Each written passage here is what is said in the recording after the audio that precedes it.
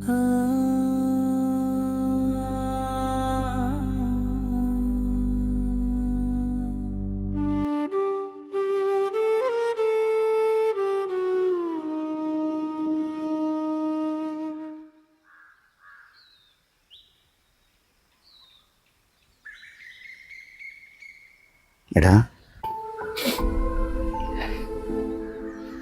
Missile വീണ് മരിച്ചു എന്നൊക്കെ ന്യൂസിൽ കണ്ടും കേട്ടുള്ള അറിവ് മാത്രമേ ഉണ്ടായിരുന്നുള്ളൂ.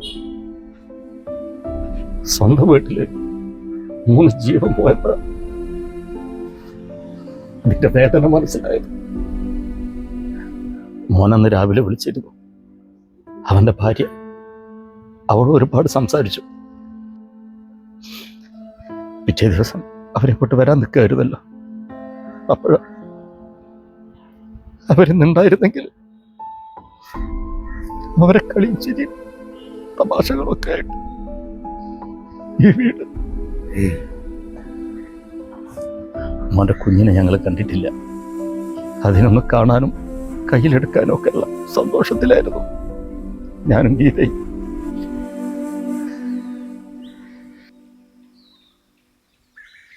മോന്റെ കുഞ്ഞിന് വേണ്ടി ഞങ്ങൾ വാങ്ങി വെച്ച ഉടുപ്പ.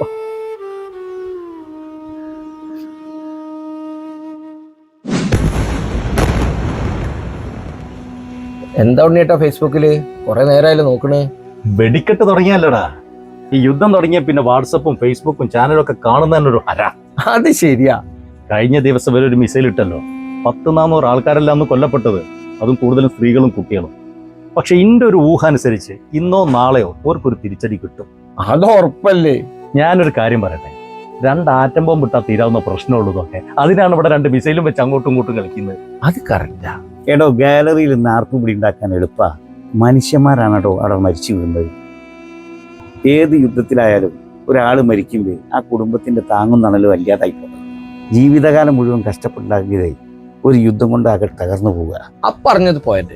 ആരും മരിക്കാതെ ഇപ്പൊ യുദ്ധം ചെയ്യാൻ പറ്റും? മരിക്കുന്നത് സ്വന്തം രാജ്യത്തിന് വേണ്ടിയല്ലേ? അഭിമാനമുള്ള കാര്യമല്ലത്. നമ്മൾ അനുഭവിക്കാത്ത കാലം വരെ യുദ്ധം നമുക്കൊരു വെടിക്കെട്ട് മാത്രമാണ്, അല്ലടാ? ജീവിതത്തിന് ഇരിക്കാതെ പുറത്തേക്ക് വന്നിറങ്ങി.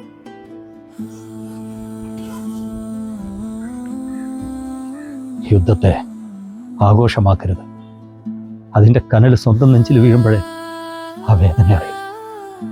അനുഭവിച്ചവർക്ക് അതൊരു അവസാനിക്കാത്ത നിലവിളിയാണ്.